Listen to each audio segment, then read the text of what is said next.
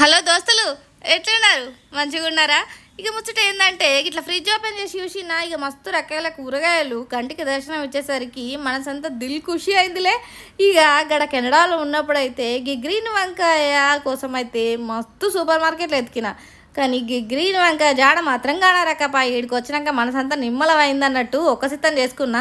ఇక నాకు నచ్చిన రీతిలో వచ్చిన టైప్లో వంకాయ టమాటా కర్రీ మనస్ఫూర్తిగా వండుకొని తినబుద్ధి అయిందబ్బా. ఇక నాకు వచ్చినట్లు నేను వండుతున్నా. ఇక వంకాయ పచ్చిమిర్చి టమాటా కాంబినేషన్ ఎట్లుంటుందో మీ అందరికీ ఎరికే. ఇంకో ముచ్చట ఏంటంటే దూరపు కొండలు నూనెపడే సామెత ఈయనే ఉంటారు కదా. దూరదేశంలో ఏ దేశంలో మన ఇండియాను వదిలిపెట్టి ఏ దేశంలో ఉన్నవాళ్ళు మస్తు ఎంజాయ్ చేస్తారు అనుకుంటే మీరు పొరపాటే. వాళ్ళు వాళ్ళ ఫ్యామిలీ కోసం వాళ్ళ ఫ్యామిలీని మంచిగా చూసుకోవడానికి కొన్ని ఇబ్బందులు ఫేస్ చేసి మరీ ఉంటారని చెప్పేసి నేను మన దేశాన్ని వదిలిపెట్టి ఆ దేశానికి వెళ్ళినప్పుడే అర్థమైందండి మన దేశం విలువ.